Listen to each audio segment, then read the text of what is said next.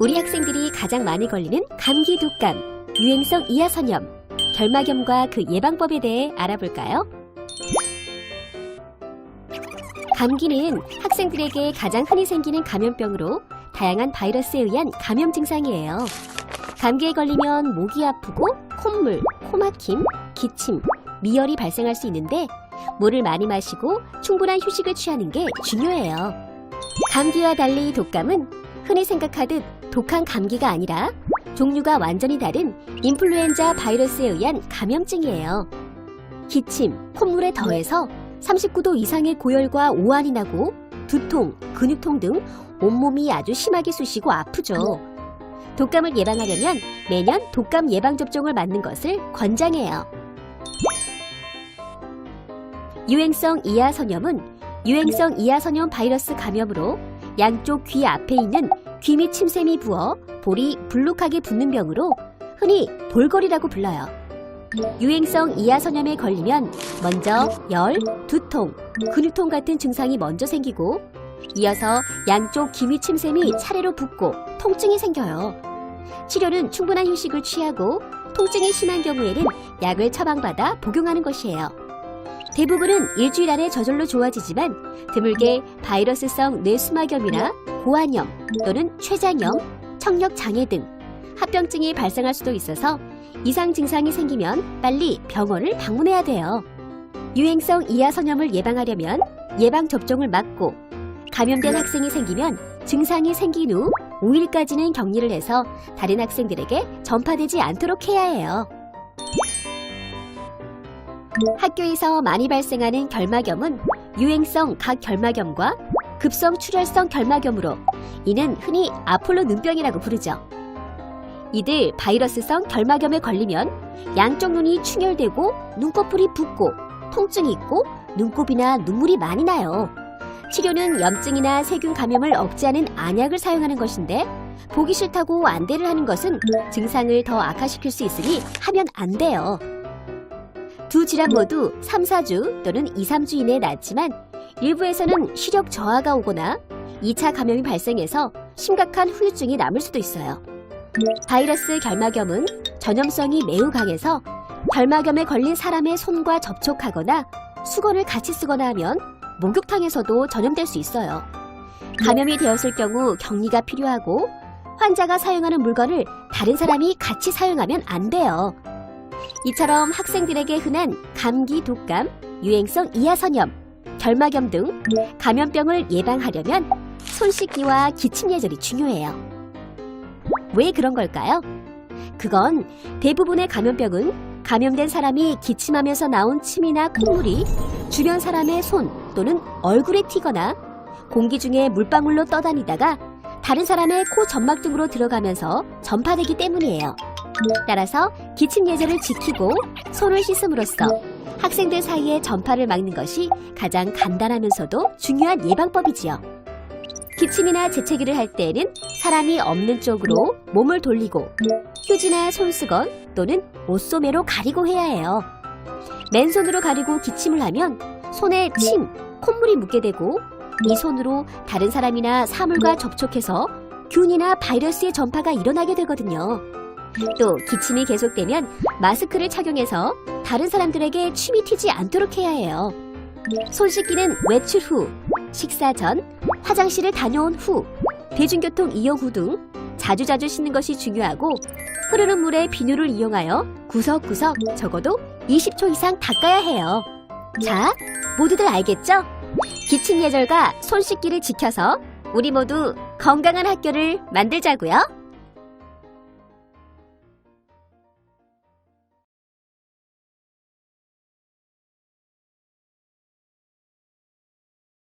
인플루엔자는 단순한 감기가 아닙니다. 이것만 잘 지켜도 예방이 가능합니다. 질병은 예방이 최우선. 안녕하세요. 여러분의 랜선 주치 소아청소년과 감염전문의 김윤경입니다.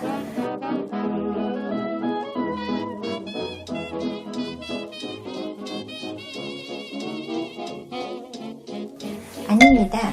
인플루엔자와 감기는 원인 바이러스가 다른 질환입니다. 감기는 라이노바이러스와 같은 여러 호흡기 바이러스가 일으키는 상기도 감염증인데요. 재채기, 콧물, 기침, 인후통 이런 증상들을 호소하시는 질환으로 대부분 일주일 이내에 큰 합병증 없이 잘 낫는 질환입니다. 하지만 인플루엔자는 인플루엔자 바이러스에 의한 감염증을 말하는 것인데요. 갑작스럽게 고열이 나면서 심한 두통과 무력감, 피로감, 그리고 근육통 등을 호소하시게 됩니다. 인플루엔자는 여러 가지 합병증의 발생 가능성이 높기 때문에 더 주의를 요하는 질환이고요. 그렇기 때문에 예방이 무엇보다 중요합니다. 아닙니다. 대부분은 충분한 안정을 취하고 수분 섭취, 해열 진통제 등의 대증요법을 하면 충분히 호전을 기대해 볼 수 있습니다. 다만 인플루엔자는 감기와 달리 치료제로 항바이러스제가 있기 때문에 합병증의 위험도가 높은 고위험군인 경우에는 의사와 상의하여 치료제 복용을 고려해 볼 수 있습니다. 그러므로 인플루엔자가 의심되는 경우에는 빠르게 병원을 방문하여 진료를 받으시는 것이 좋겠습니다.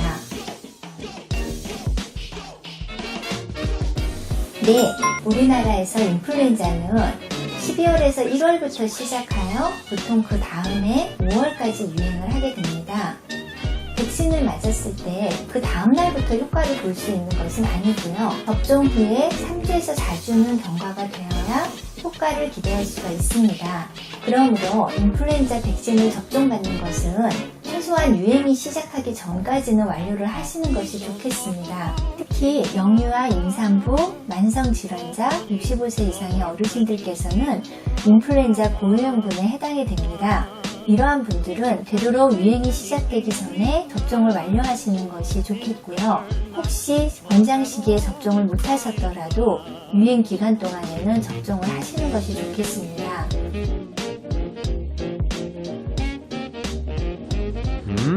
인플루엔자 바이러스는 가장 변화무쌍하고 전 세계적으로 여러 가지 종류가 동시에 유행하는 특징이 있습니다. 그렇기 때문에 세계보건기구에서 그에 접종할 백신지를 결정을 해주고 전 세계인들이 그 접종을 받도록 하고 있습니다. 인플루엔자 백신의 항원이 유행 바이러스와 잘 일치하는 경우에 건강한 성인에서는 약 70에서 90% 정도의 예방 효과를 기대할 수 있습니다. 설사 인플루엔자 백신을 접종받은 후에 인플루엔자에 걸린다 하더라도 인플루엔자 질환의 중증도가 많이 악화가 되어서 합병증 발생 빈도가 현저히 줄어드는 것을 관찰할 수 있기 때문에 백신은 여전히 효과가 있다라고 할 수 있겠습니다. 특히 고위험군의 경우 사망에까지 이를 수 있는 정도로 합병증이 상당히 문제가 될 수 있기 때문에 예방접종은 필수적이라고 하겠습니다. 첫째, 인플루엔자 예방 백신입니다. 몸 안에 항체를 만들어주는 것만큼 확실한 방법은 없겠지요. 인플루엔자 유행 이전에 예방접종을 꼭 하시는 것이 좋습니다. 올해부터 인플루엔자 백신 무료 접종 지원 대상이 대폭 확대되었거든요. 기존 생후 6개월에서 59개월 어린이에서 생후 6개월에서 12세 어린이로 대폭 확대가 되었습니다. 그리고 만 65세 이상 어르신들도 무료 접종이 가능하니까요. 잊지 마시고 꼭 챙기시기를 바랍니다. 둘째, 손 씻기와 기침 예절 지키기입니다. 정말 기본적이고 간단한 방법인데요. 지키지 않으시는 분들이 많죠. 이것만 잘 지켜도 많은 감염병이 예방이 가능합니다. 인플루엔자 유행 기간 동안에는 되도록 자주 흐르는 물에 30초 이상 손을 씻어주세요. 또한 기침이 나올 때는 반드시 손이 아닌 입고 계신 옷을 이용하여 입과 코를 막아주세요. 기침 예절은 나만을 위한 것이 아닌 우리 모두를 위한 예절임을 기억해주세요. 세 번째, 사람 많은 곳에서는 마스크를 착용해주세요. 인플루엔자 바이러스는 주로 호흡기 전파를 하기 때문에 유행기에는 밀폐된 공간이 사람이 많은 곳은 피하시는 것이 좋고요. 사람의 밀도가 높은 곳을 가실 때에는 마스크를 착용하시는 것이 도움이 되겠습니다. 감기에는 백신이 없지만 인플루엔자는 백신이 있으니 예방접종을 꼭 잊지 말아주세요. 여러분, 올겨울 인플루엔자 걸리지 마시고 건강하세요. 여러분의 랜선 주치 김윤경이었습니다. 다음 시간에도 유용한 정보로 돌아올게요. 안녕.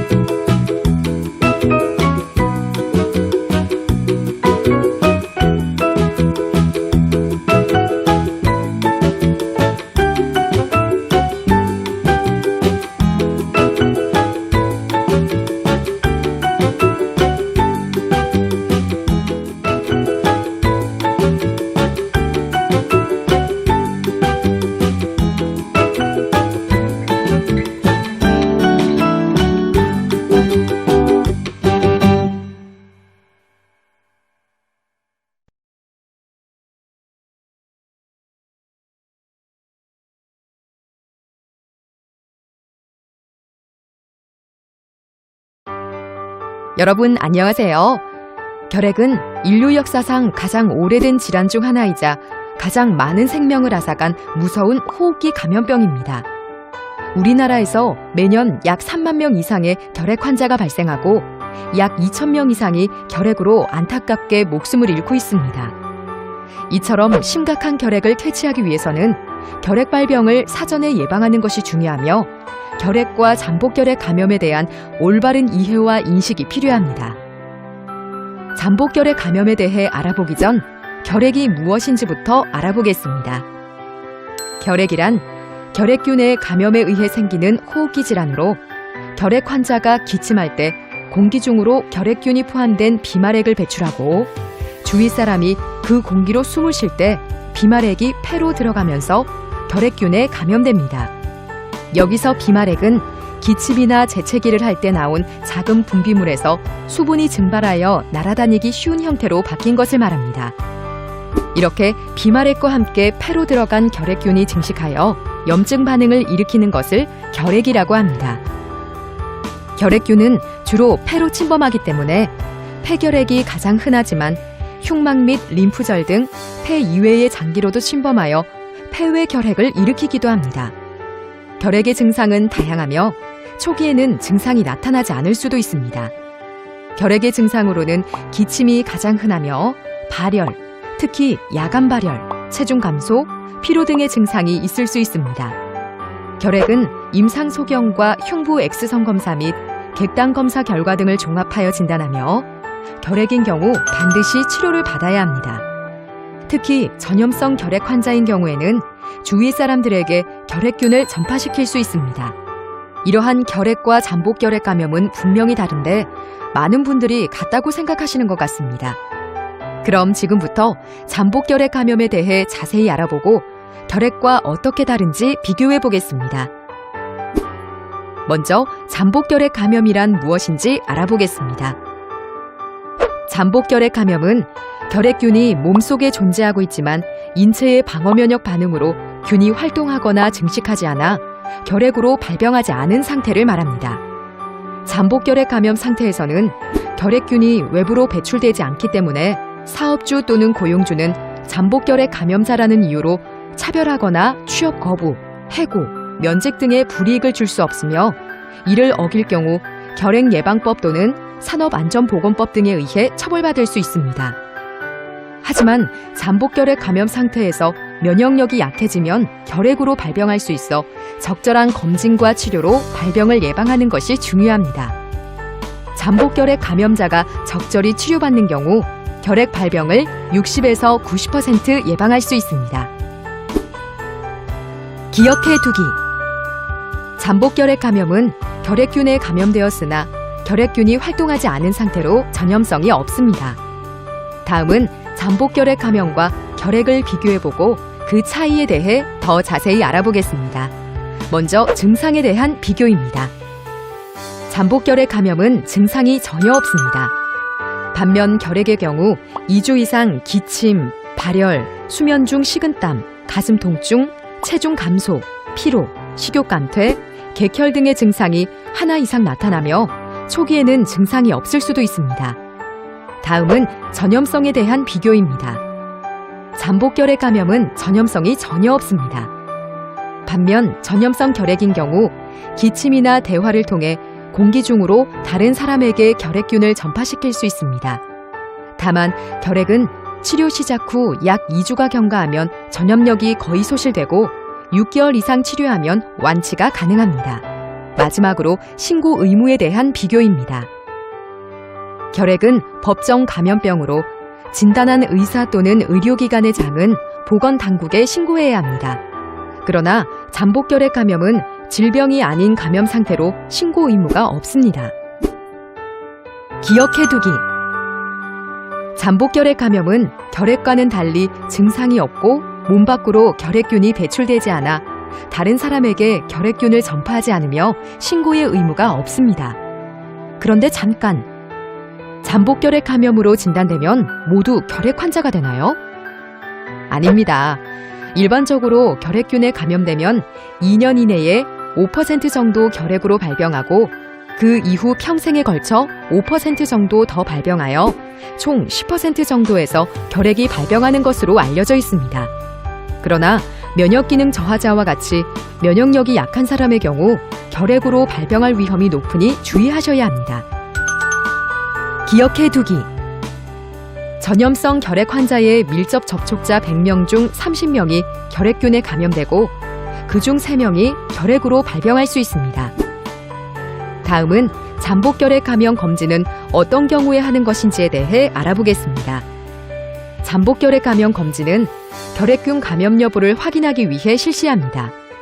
검진을 통해 감염이 확인되면 치료 예방관리를 통해 이후 결핵으로 발병할 위험을 줄여 다른 사람에게 결핵을 전파시킬 위험을 차단할 수 있습니다. 주로 면역 저하자, 결핵 환자의 접촉자 등 결핵 발병의 위험이 높은 사람들과 면역이 취약한 사람들과 접촉하는 종사자의 경우, 그리고 집단 내 결핵 전파 가능성이 큰 경우 등은 잠복결핵 감염 검진을 받기를 권고하고 있습니다. 특히 최근 전염성 결핵 환자와 밀접하게 접촉한 경우에는 결핵균 감염의 위험이 높고 결핵 발병의 위험도 높기 때문에 잠복결핵 감염 검진이 꼭 필요합니다. 아울러 결핵 전파를 차단하고 결핵으로 발병하는 것을 예방하기 위해 다음의 대상은 잠복결핵 감염 검진을 의무적으로 받아야 합니다. 결핵예방법 제11조 및 동법 시행규칙 제4조에 의해 의료기관, 산후조리원, 학교, 유치원, 어린이집, 아동복지시설 등의 종사자 및 교직원은 결핵검진과 잠복결핵 감염검진을 받아야 합니다.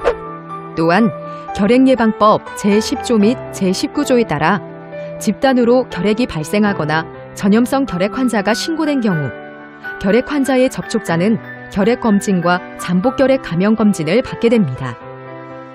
특히 의료기관 종사자 중 결핵 환자에 노출될 가능성이 높거나 결핵 환자를 직접 진료하거나 간호하는 부서의 직원, 결핵균에 노출될 위험이 높은 검사를 시행하는 직원, 신생아나 면역 저하자 등 결핵 발병 시 중증 결핵 위험이 높은 환자와 접촉하는 경우에는 신규 감염 여부를 확인하기 위해 주기적인 잠복결핵 감염 검사가 필요합니다. 그렇다면 잠복결핵 감염은 어떻게 진단할까요?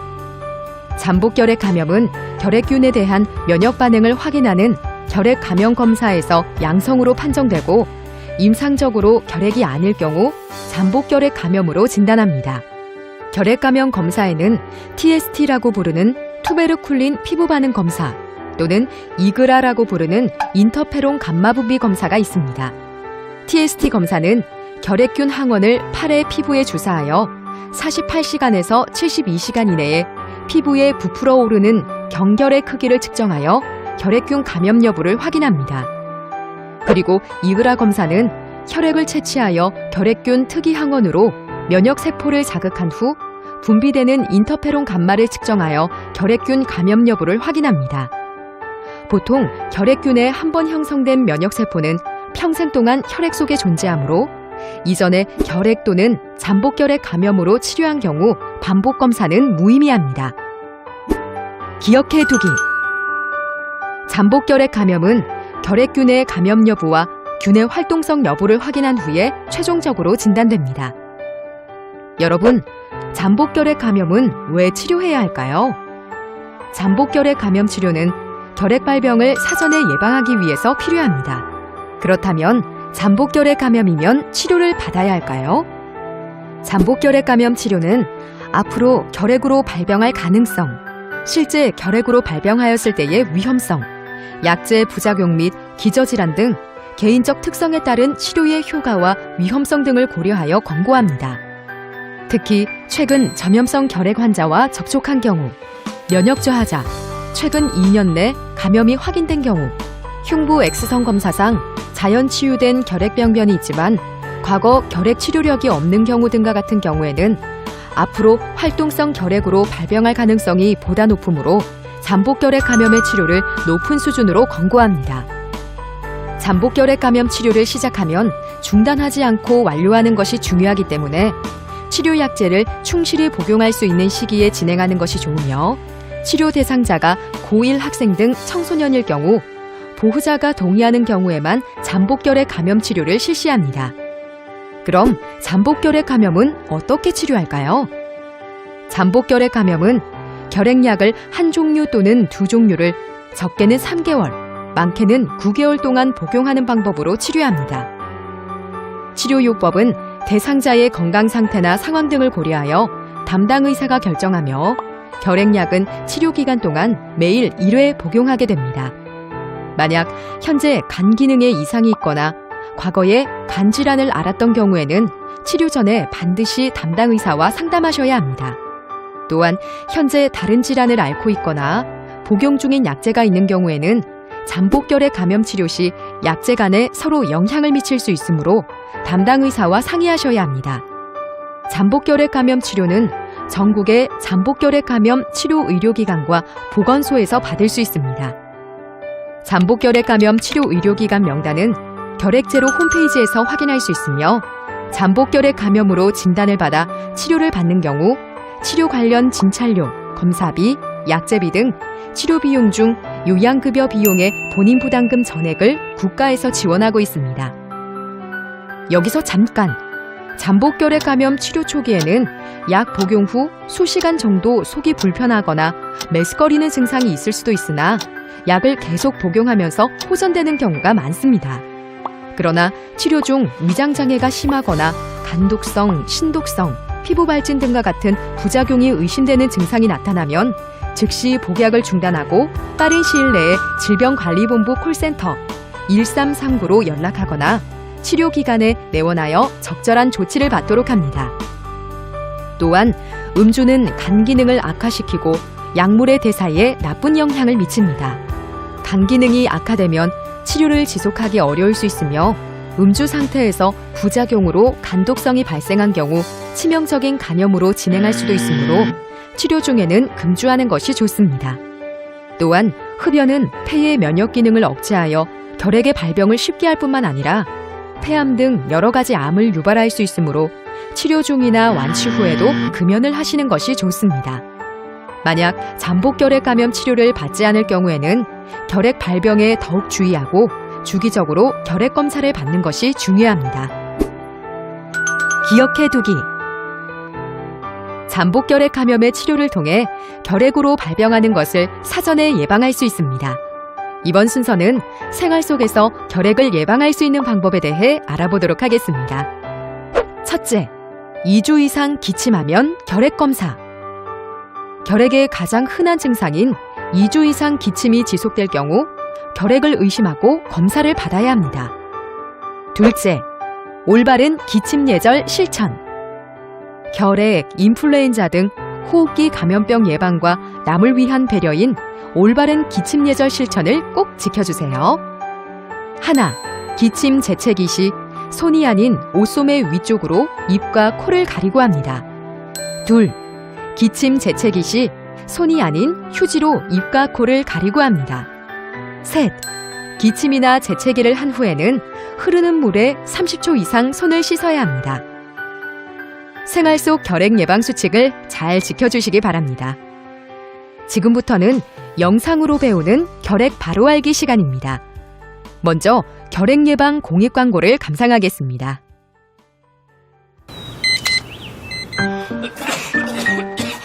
감기인가? 뭐가냐? 결핵 환자가 발생하고 있습니다. 2주 이상 기침하면 결핵... 괜찮으세요? 요즘 감기 오래 가네요. 많이 좋아진 것 같아.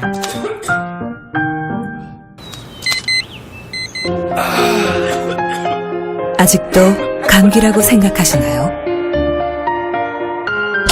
2주 이상 기침하면 결핵 검사를 받아야 합니다.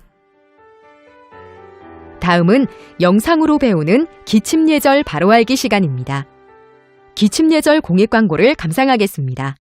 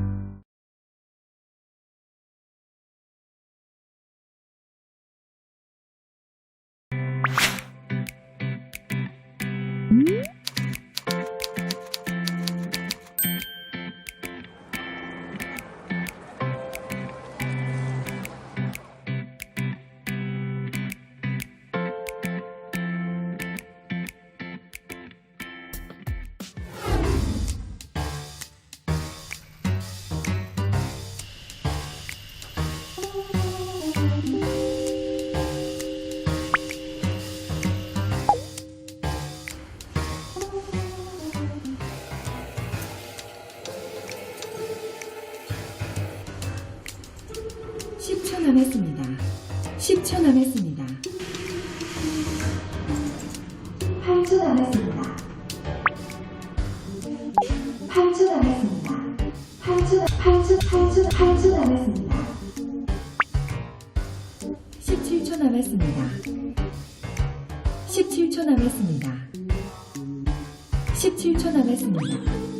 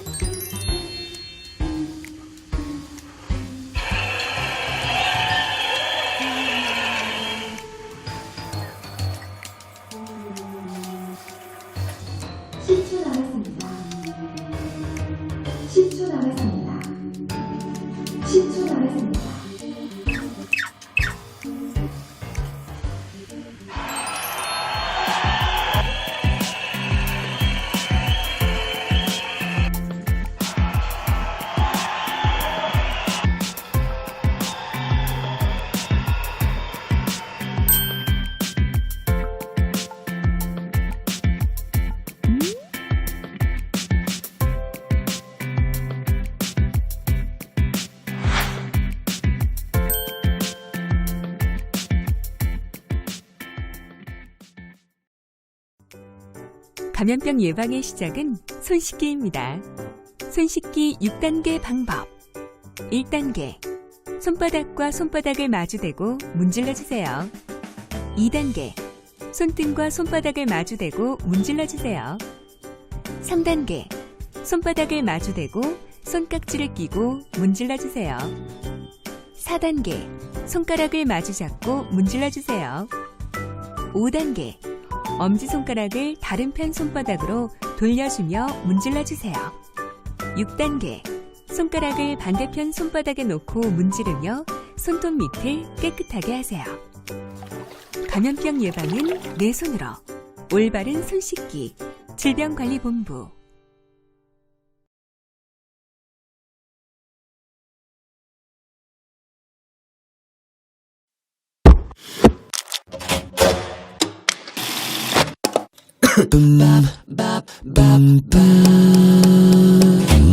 기침 이제 그냥 하면 안 돼요. 애취 손으로 가려도 안 돼요. 입과 코를 가리고 옷소매로 Push the line. 입과 코를 가리고 옷소매로 Push the line. 우리 모두 기침 예절로 타인을 배려해요.